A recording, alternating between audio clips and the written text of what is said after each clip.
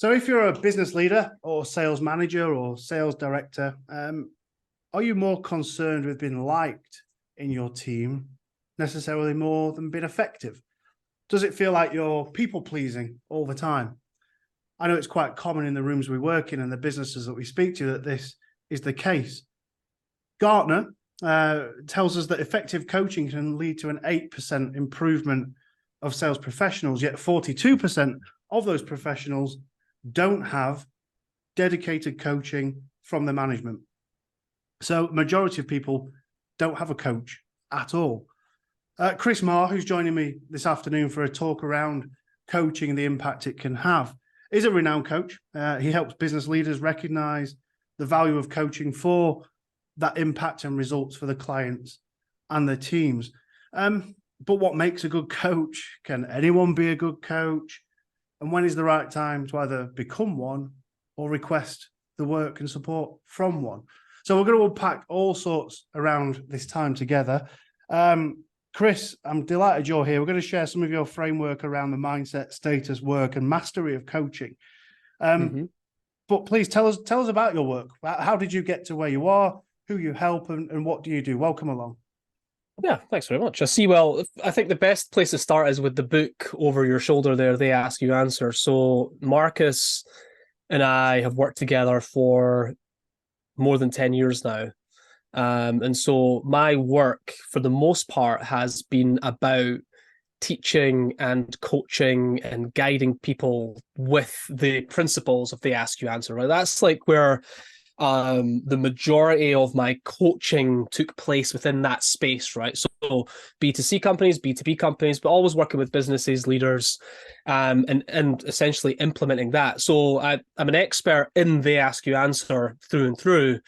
But that also was like the foundation for my reps as a coach as well. So over the last 10 years, more so I would say the last 4.5 years, has been like, that's where the thousands of hours of coaching came through. So that's just great that the book's there. It's positioned really nicely. I don't have to explain it to people sitting right there. And I know you've interviewed Marcus before. So I work with Marcus at a company called Impact, and we work with businesses, all different types of businesses from all different industries, to teach them how to be successful with They Ask You Answer, right? To help them to be more successful with their digital sales and marketing and ultimately own it for themselves. And so that's where coaching came into this work. Was, long story short, was like a traditional marketing agency is someone that you would outsource to, right? You would hire that agency. They would do your blogs, your emails. They would do all the work for you. But we are the exact opposite of that. We teach companies how to own it in-house for themselves. So when they hire the people, we coach them, we train them. And that's where the coaching model comes in. And again, where I cut my teeth, did all my reps, learned all my mistakes, and became the coach that I am today. Brilliant. And just with the book, the framework, the mindset, status, work, mastery, and the choice, it's a very clear framework that's very well highlighted in the book. Is that your framework that you devised from, as you say, the reps that you've put in? Is that where that came? Right.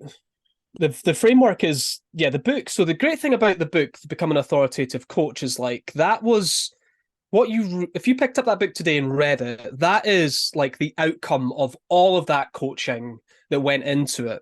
So I guess a big part of the journey was figuring out, well, what does it mean for me to be a good coach? So I had to do, like I said, I had to make a whole bunch of mistakes. I had to be punched in the face a few times, right? I had to make some big mistakes. Clients hated me for it. They sacked me for it. I've done it all, right? I've been through it. I've been through all these different experiences, which then got me to a place where I was able to actually think more deeply about how does somebody go from being a people pleaser, somebody who that people pleasing is ultimately a weakness because they can't be a great coach, and because they can't be a great coach, they can't get their clients to do their best work. How does somebody go from that position to a position where they're more able to hold their own authority and credibility, and to be able to create the right type of status as a coach with a client, so that like they might not like you, but they will do the work. They will do their best work. And that's a big part of being a coach, is being able to see the potential in people's potential that they can't see in themselves, and being able to draw out of them, right? So they can do their best work. And oftentimes, you just aren't going to be able to do that by being nicey about it all the time and letting them do whatever they want. You have to call them out when they're making mistakes. You have to be able to walk into difficult situations, difficult conversations with your clients, and be able to work through it with them, with this idea that we will work through this together, because we'll be stronger together when we come out the other side. So the framework was just really me thinking through essentially reverse engineering the process that I've went through myself, right? How did I get there? Well, yeah, it's a big part. It's about the mindset. The mindset leads to, you get the mindset right, leads to you building your status with the client, right? Once you've got the status, you have to coach, right? You've got hours and hours and hours and hours of coaching. So the work, the questions, the like, how do you ask the right question? That's a big part of being a great coach, right through to making the choice. Is this the coach that I want to be? Do I want to be, like, figuring out what it means to be a coach? Yeah. I think sometimes coach can be used in from my experience observing the teams and businesses we work with, and my own either receiving or giving coaching. It can be a word that's thrown around a bit loosely. I think people think they've been a coach when really they've been anything but, and people think they're receiving coaching when they're receiving anything but. And I just wondered, to kick us off around this definition piece, I mean, what do you think the differences are between a coach and a manager and a consultant? Yeah. Where does coach fit in this professional service? The best way to think about that, well, there's it's a big question, right? But and I think it's a very valuable question, something that we should ask ourselves. And I think this is like potentially the opening chapter in the book, if I'm remembering correctly. I should probably know that, right? But I think it's like right at the beginning, it's like, what's the difference between a consultant and a coach, right? The best way to think of this is like, who's the hero in all of this? Who am I doing this for, right? And if you're like, right, I'm doing this so I get what I want out of this, then you're not a coach, right? You're a lawyer, you're an attorney, you're a solicitor, right? You're asking all these questions, but ultimately to manipulate someone to do what you want them to do, right? A great coach makes the client the hero, and a great coach is going to ask questions and leads with like this level of curiosity where they want the client to be the hero of the story. The coach isn't coming up with all the answers. They're actually delegating the thinking to the client, right? A lot of coaches that I've worked with are actually consultants. They are doing all the thinking. They think they need to come up with all the answers. They think that the value that they bring to the client relationship is knowledge. Like, I know all the answers. They get anxious and nervous when they're meeting their clients because they're like, what new thing can I bring to the table? What's a new lesson I can teach them?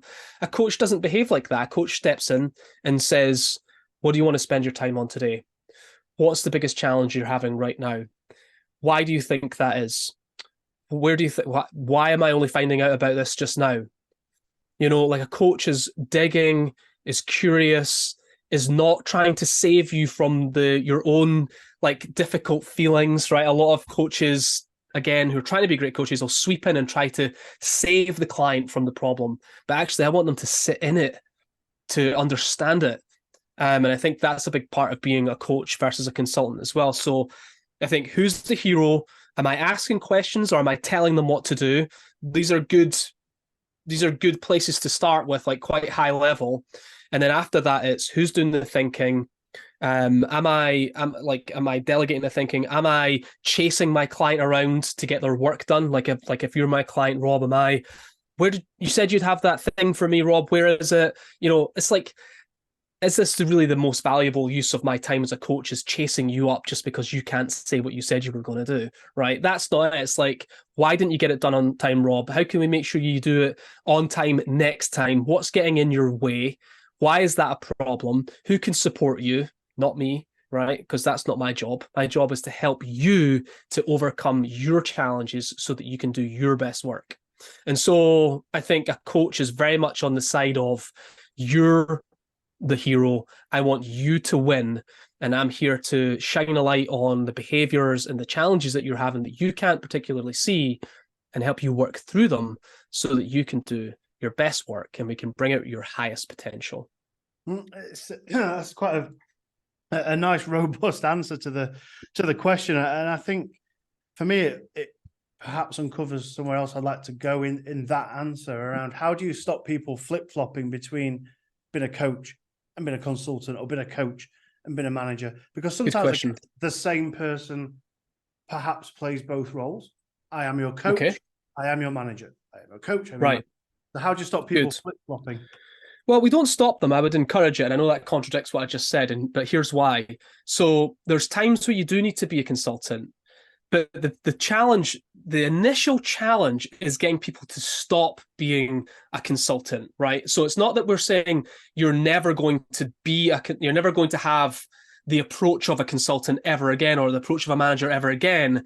But we have to swing the pendulum so far to the other extreme to break them out of these bad habits of here's giving people the answers and advising them all the time. Just think about the most annoying manager you've ever had that tells you what to do all the time, right? Here's the best ideas. You're never engaged in the conversation. It can be very frustrating being in a relationship like that. And what we're saying is, let's challenge ourselves to swing the pendulum as far as we can the other way to break ourselves out of these habits. But there are times where you will need to say, Rob, I've listened to everything that's going on for you right now. Here's what you need to do. That's the consultant. But there's you ping pong between them. But I would say that you're heavy on the coach and very incisive about when you want to be the consultant. And that would be, here's what you need to do next. Because I've been here before many times and you haven't, here's exactly what you need to do. Do you agree? Is that something you can commit to? That then opens up another coaching conversation, right? Because it'll be actually, I don't see it like that. Oh, tell me more. Right. So now we're into something, right? Now we're building a relationship. Now we're getting to know each other. So I think there's times to be a consultant, but like I said, we're trying to break people out of it into thinking more coach-like. Similarly, right? Managers, when are you managing, right? Managers, if we do it in the context of sales, it's let's sit down, Rob, today, and let's look through your pipeline, right? Pipeline management, right? We're managing the sales process, right? But that could easily change into a coaching conversation. Rob, tell me about Mr. Richards here. What's been happening there? What would you say is your biggest challenge with Mr. Richards right now? What does support look like from me? Okay. What's the next steps look like for you, Rob? You're owning the solution now. I'm not coming in saying, right, Mr. Richards has been on the deck, been on the board for 2 whole weeks now. That's unacceptable. I need it moved today. And instead, I'm saying, what do you think we need to do here, Rob? Do you think there's still a deal here? So it's I want you. I'm not coming in to save the day. I'm coming in to empower you and enable you and support you so that you can be the best sales professional that you can be. It's not about me, right? And this is the biggest hang up with a lot of sales managers and in sales in generally, is you've got to let go of the need for you to have the answers, the need for you to be right all the time, and the need for it to be about you, the superstar sales manager. You will shine because your team are high performing. And you're not going to be a high performing sales manager if you're constantly trying to save your team from making mistakes. They have to make mistakes so that you can go back and say, what do you think went wrong? What would you do next time? Let's practice it. Right? We have to feel it's like the same with kids, right? Your kids, you can't save them from skinning their knee on the ground or falling off their bike. They have to fall off so they can get back on. And it's all part of the learning process. And so when we think about the difference between a manager and coach, so we've got manager, coach, consultant, right? And you could see easily in one single conversation where you could be all three.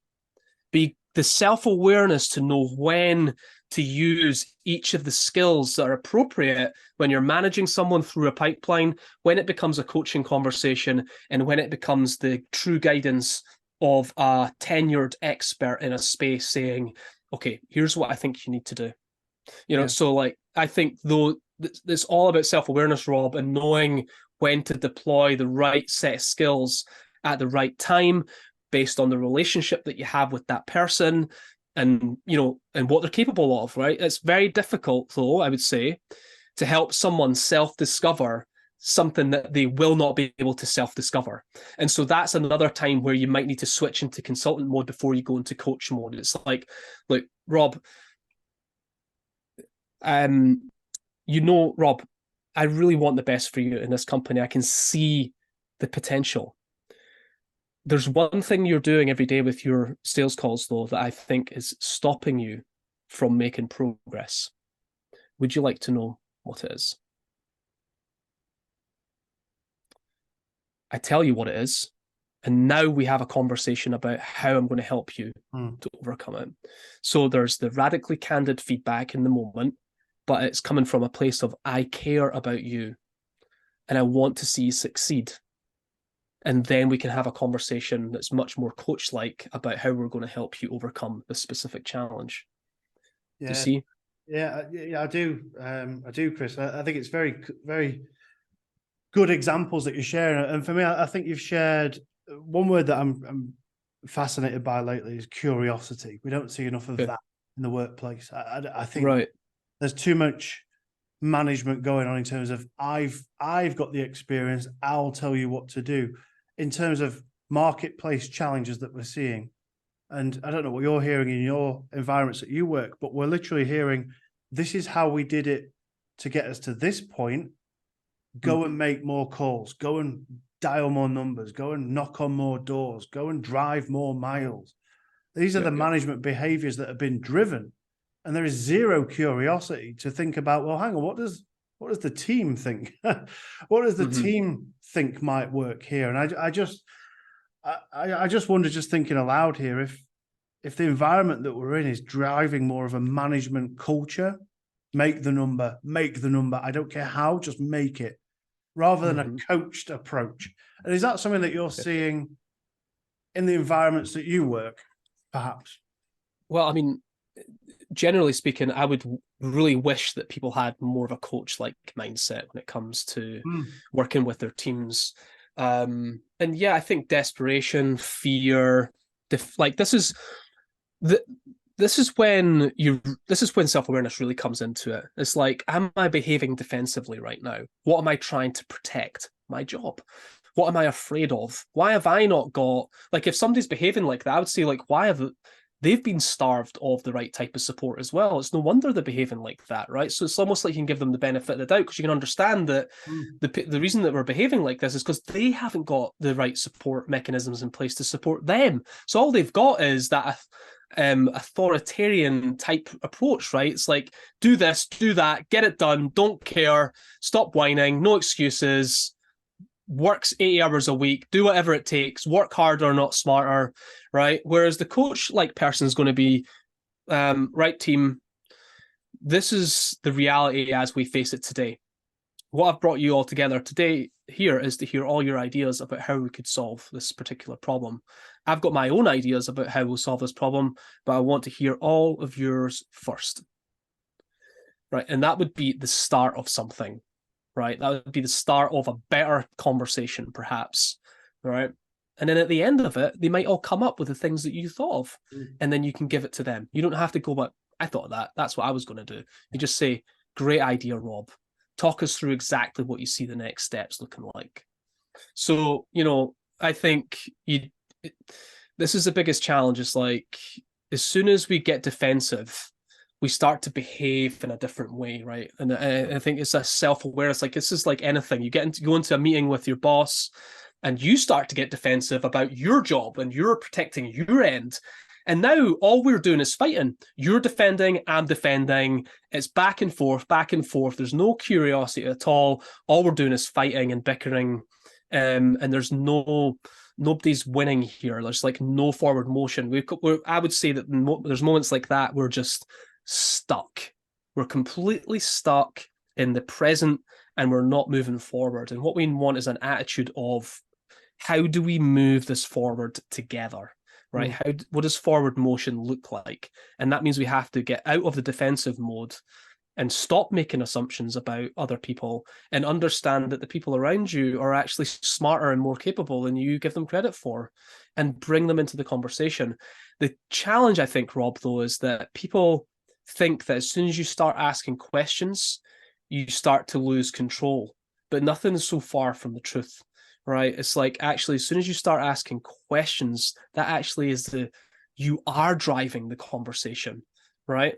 And so I think people are afraid of asking a question like that of their team, because they feel like, well, what's my job now? If I'm not telling them what to do, then what is it? Well, your job is about bringing the best out in your people. That's your job now, right? It's like, you've got to see that there's a better way to operate as a manager with your people. And I guess it exposes potentially some real vulnerabilities, which I guess touches on the mindset part Right. of your structure. You know, why on earth would I be a coach in the first place if it exposes such vulnerabilities in me? I'll stick to what I've always done. And is it a choice of being liked versus respected? Well, this is a great. Yeah, I mean, if you are this is a great context, actually. It's good to probably have a bit of fun with this, but like in every sales team, there's I don't want to generalize here, but let's just take a hypothetical, right? Let's just say, for example, we've got a sales team of 10 people, and out of those 10 people, 2 of them are the highest performing in terms of revenue, right? But they're also the most toxic on your team. Okay. Everybody knows why they're there, because they get the deals, but they destroy everything else in the wake, right? Everybody else, they're not team players, right? They get away with it because the manager allows it. Okay.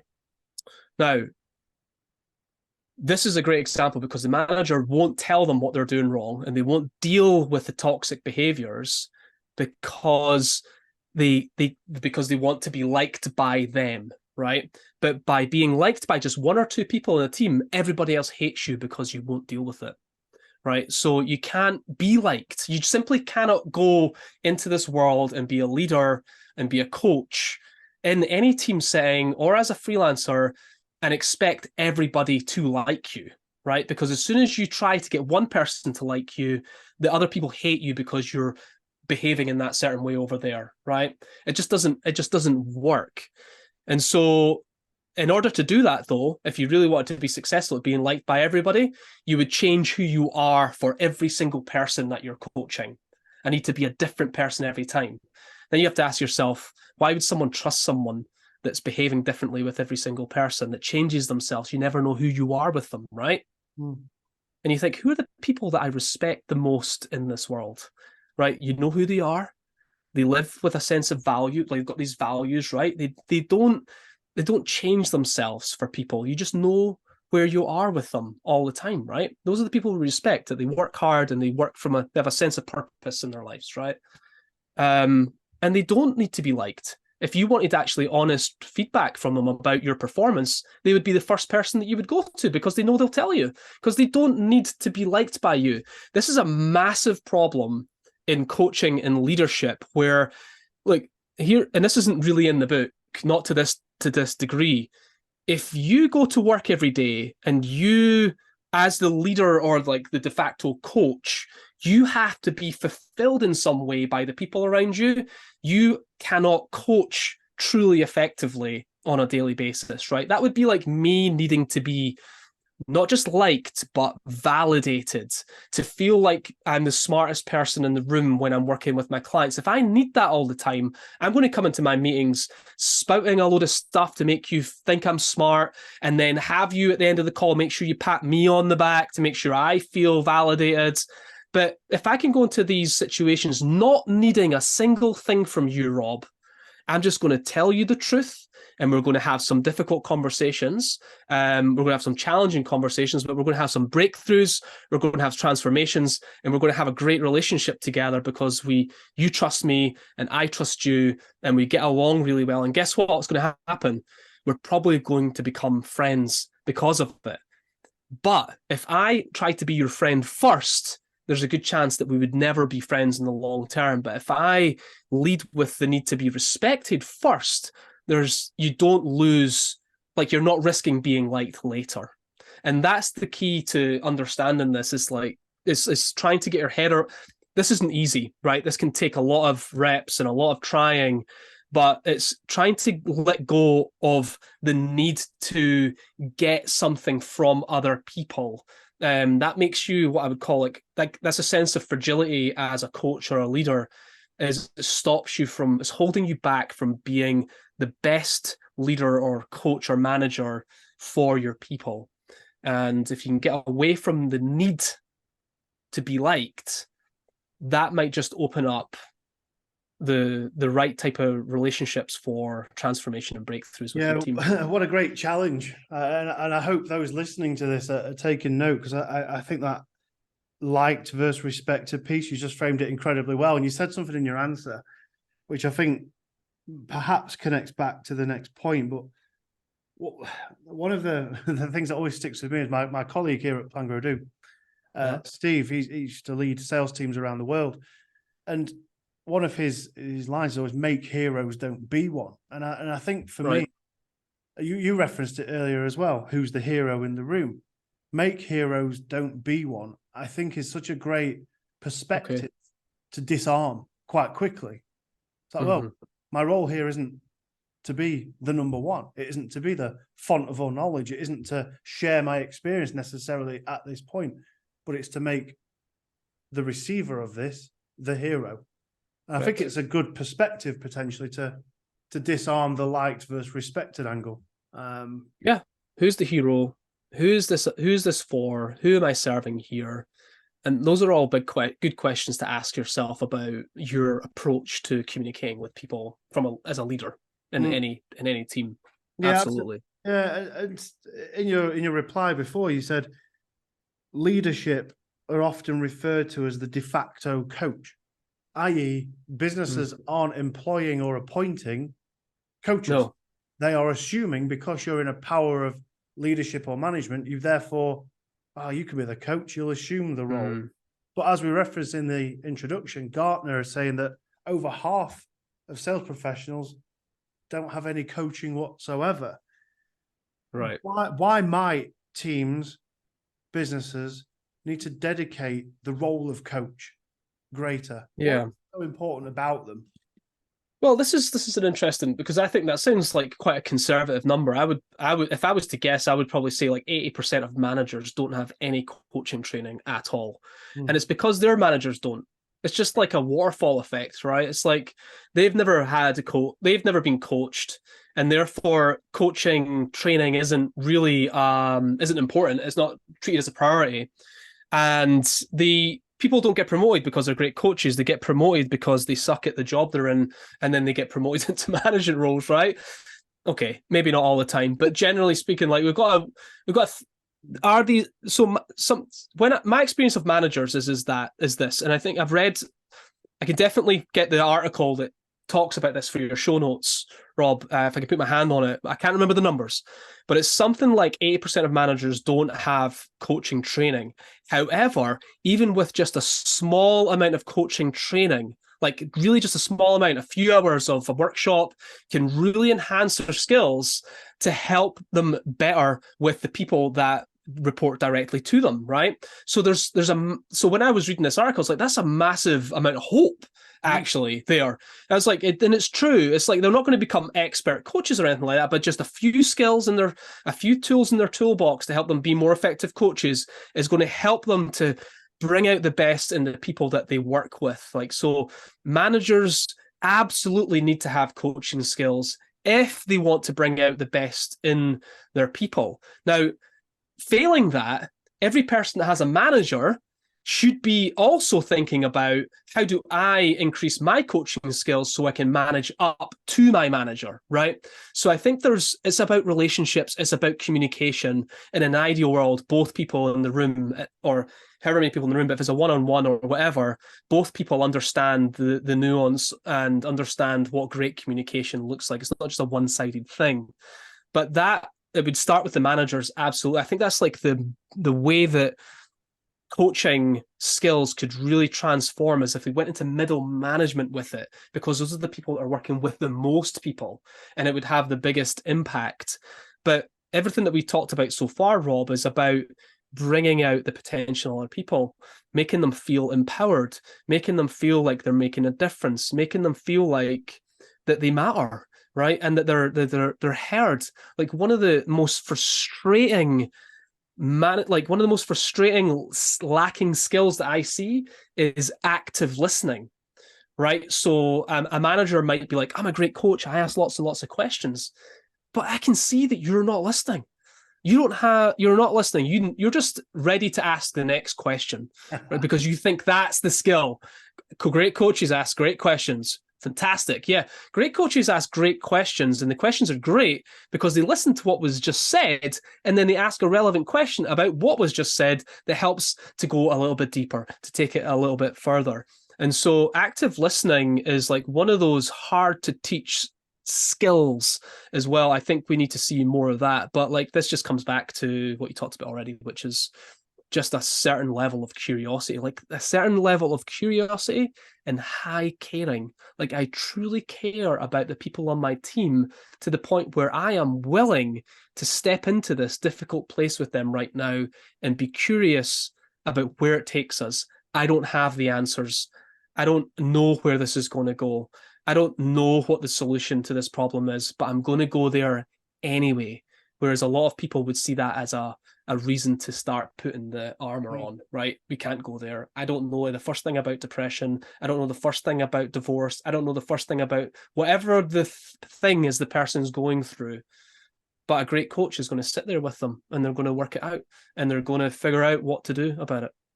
So work, though, Rob, is like we spend 40 hours a week, 40 hours of our waking time at work every day. And it's sad that for most people, there isn't a person there that is willing to step out of like just your performance and into you as a person, right? Tell me, I want to know you, Rob. I want to understand what makes you tick. I want to understand why you're here. I want to know and understand your characteristics and traits, not just your performance, but who you are as a person and how we are going to work together for the next however 3 years, 4 years, 5 years, whatever it might be. And that's why I think we need coaches in these roles, is because we're working with people and we need to be curious about the other and the people you we're build a working really with. fascinating case for why organizations need a coach. But what are the stigmas and perceptions? Why aren't there coaches? Why do you think the numbers as high as 80% feel like there's no one who can coach me? Well, number one is they call it organization? soft skills. They call it soft skills. It's not the hard skills of business. So it's been tarnished as like this. If we get time, we could learn this stuff, but it's not as important as all these other hard business Not a things. priority almost. Yeah. It's not treated as a priority. People think also, Rob, that they're actually pretty good at communicating. Like if you just ask people, they'll be like, "Yeah, I'm pretty good. I'm good. And because they think they're good, they don't ever look towards maybe improving. And because they don't do that, they never engage in any training. Or I think there's a number of people obviously that are self-aware enough that they need to improve their communication. And some people are lucky enough that they meet somebody that tells them this. But most managers, I think, that have been in work for 10, 15 years, 20 years, whatever, they probably feel like they are pretty good at it already, and therefore it wouldn't be something that would be even on their radar to improve on. So I think that's a massive challenge as well.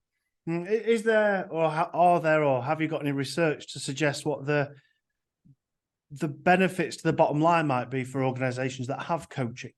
Because I guess if leadership is saying we're not doing it because it's not the hard skills, that's soft weight. What's the benefit? Could we flip that and say, well, the benefit of focusing here is this? Is there any research that you can? Well, it would be, I don't have any research front of mind that I can pull on that would be like a hard number or anything like that. The but the business case for it would be different, I think, depending on the type of coaching you're getting, like what it is you're getting coaching for.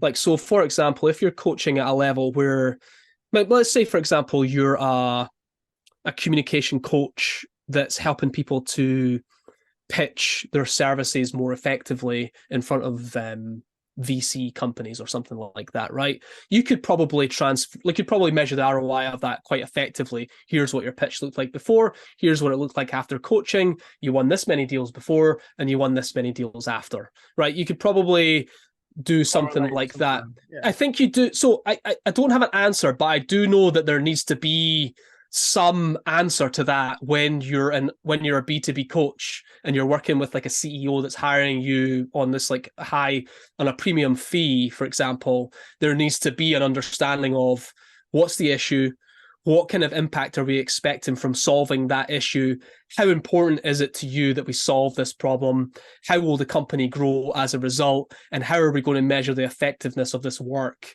as we go, like what does progress look like? And so again, we're back into a coaching conversation, right? But like and a lot of that is actually in the book about, and so like, you know what, to answer your question in a more authoritative coaching answer, the answer is that you need to have that discussion with the person that's hiring you so that you can figure out that they are actually ready for you to be their coach. So like the sort of meta level answer is, if you want to figure out what the ROI of coaching is, you need to get the person that's hiring you to tell you what the ROI of your coaching services is going to be, because they need to know that. They need to tell you why this is so important. Right, I always think about the 3 I's, right? Issue, impact, importance. What's the issue? What's the impact if we solve that? How important is it to you to fix it? If we can get clarity on those 3 things, usually we're in a place where it now feels important to actually do it. In other words, we've raised the stakes around the coaching work. Not to avoid your question there, but I think that's actually the practical conversation that would have to happen in a hiring situation as a coach. But I think to cut a long story short, there's probably dozens of ways to measure the effectiveness of coaching, everything from competencies through to some type of ROI number that you can measure. And that would be true of my They Ask You Answer work, right? I can measure everything from competencies in an individual, competencies in a team, and then right through to the ROI of the work that we're doing, because that's really, without that, it's very difficult to convince a CEO that you are worth the fee that they're paying. Yeah, I think for me, the takeaway in that answer, and I appreciate you working your way through that. I think it's the priority. It has to become a priority. Soft skills are easy to fob off. Right. Build in a challenge, a KPI, a measure, whatever it needs to be, and attach coaching to it. And therefore you can measure it. Don't measure what matters, but measure what's important, or don't make important what you can measure. I think that there's some real benefit to prioritizing it. And I like the 3 I's approach: issue, impact, and importance. Help the organization reframe how important it is for them. Right. Find a way to measure it, right? Exactly. In an ideal world, back to the authoritative coach, in an ideal world, when you step into the potential for a coaching conversation, like a coaching agreement, you could say, right? That should be done in a very specific way, where if I'm the coach, Rob, and you're the person that's thinking about hiring me, I need you to tell me why you're hiring me, not me telling you why you should be hiring me. Right? That's the way the conversation goes most times. It's like, so, Rob, what makes you think that you're a good fit for coaching? Right? That is status. That's the type of relationship, Rob. Right from the get-go, you should get a good sense of what our relationship's going to look like from just asking that very first question. So, Rob, why do this now? Why is this so important? What makes you think you're a good fit for coaching? I'm actually looking for reasons for you not to hire me. Because if this isn't the right time, or this is not a good fit, then I'm going to tell you, because I'm only willing to work with people that are actually going to do something interesting with the work that we're doing here. Which goes back to the framework you were saying, the mindset, i.e. the confidence to ask questions like that, the Yep. status, which you referenced there. I want to try and touch on Sure. the work element, because Right. we're speaking it to leaders, management, business owners who've got teams, and they might think this all sounds great, nice, well, great, but I'm coming from a management background. I'm used to telling you what to do. I'm quite autocratic. I know what I want because this is how we've always done it around here. But I'm curious. I get the curiosity. How can we start to practice?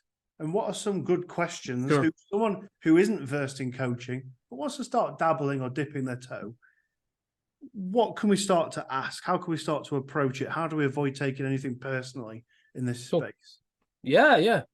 So, like, this is a process. You do first of all, give yourself the permission to tinker and experiment with some stuff. You're going to fall on your face a bunch of times, right? You're going to ask the wrong question.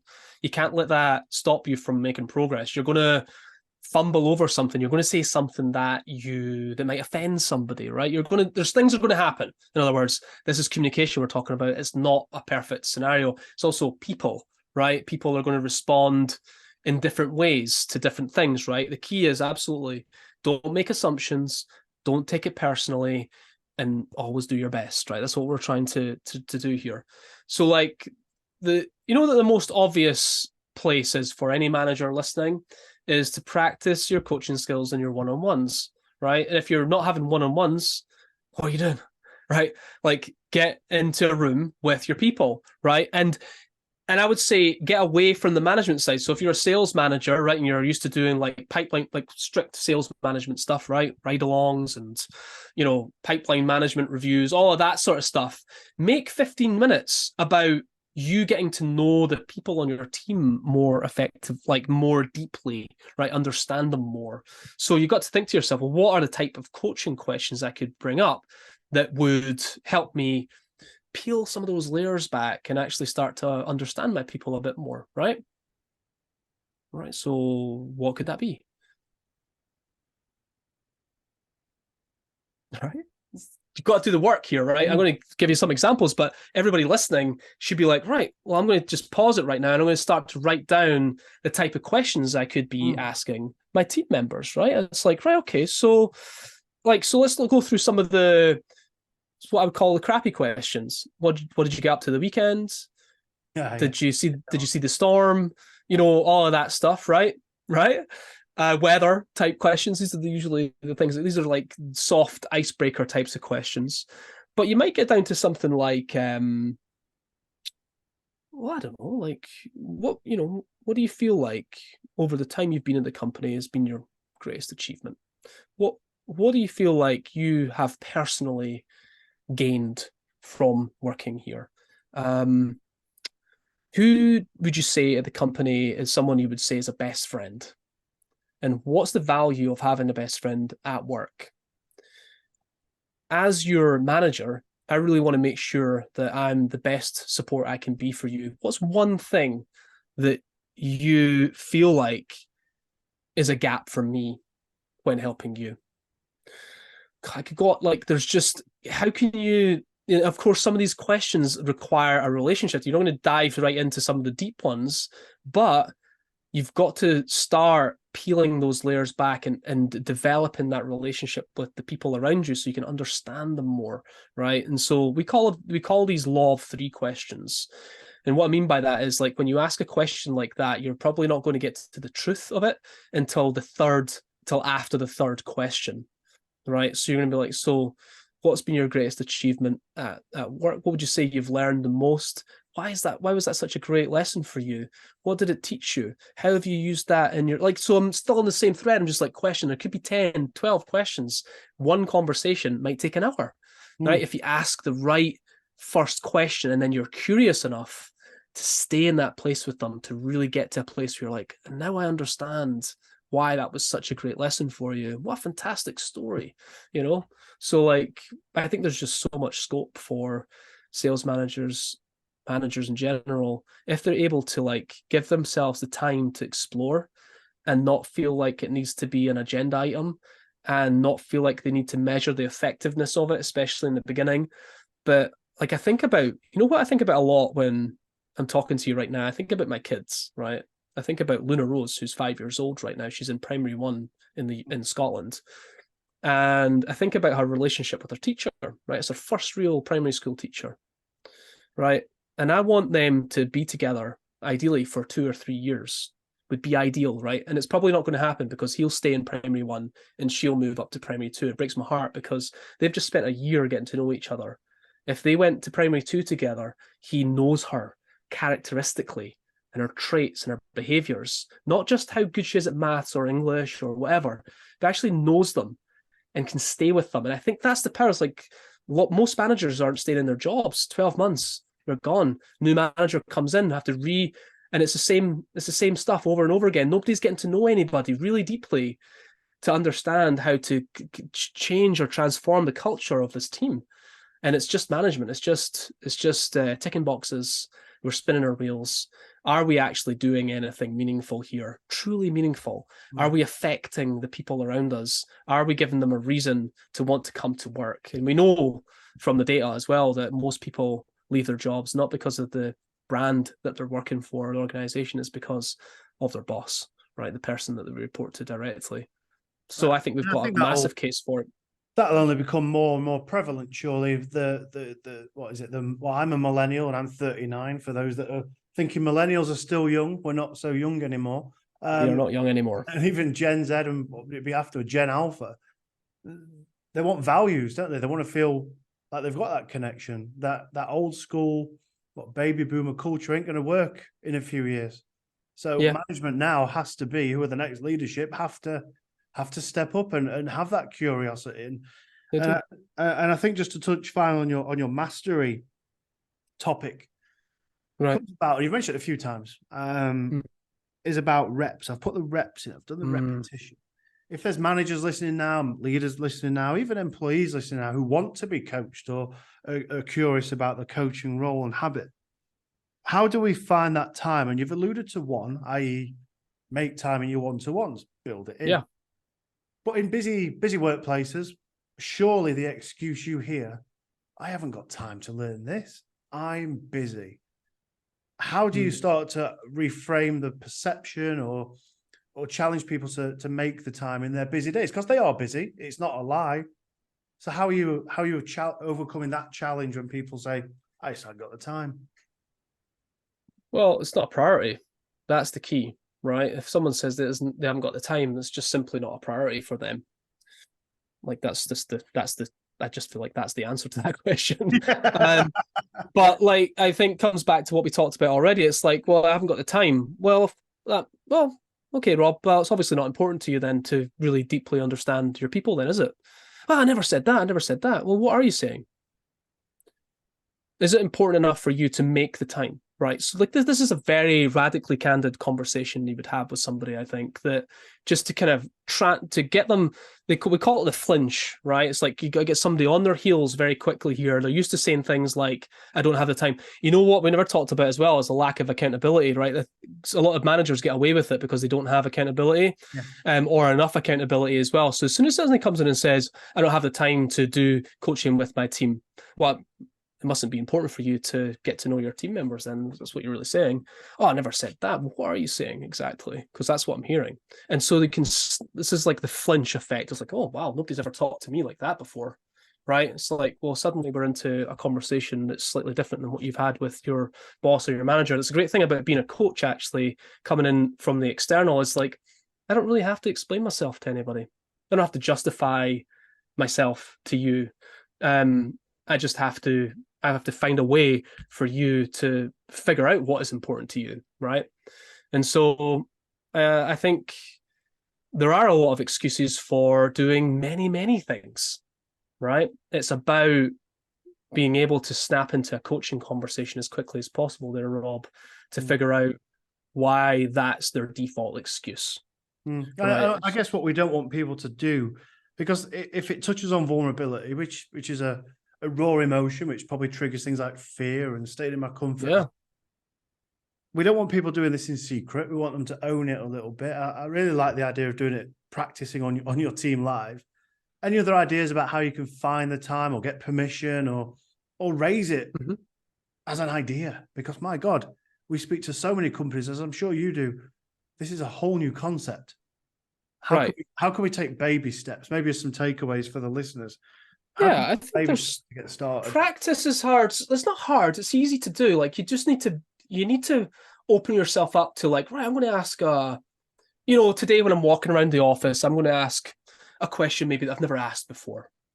Right. I'm just going to see how it goes. I'm going to go on a ride along with some of my team today and on their sales calls or whatever. And I'm going to ask them something that comes from a place of curiosity, like genuinely, like you might be watching somebody's call and you go, like, I wouldn't have done it like that. But instead of going, I wouldn't have done it like that, here's how I would have done it. Hey, Rob, help me understand something. When that person said that thing, you said this. Why did you, like, what was it you were thinking, right? Just genuine curiosity, better questions, right? There's just so many opportunities to practice better questions and more curiosity, and almost like even if you have to physically do it, bite your tongue before you start jumping in and making assumptions about what's going on for somebody else.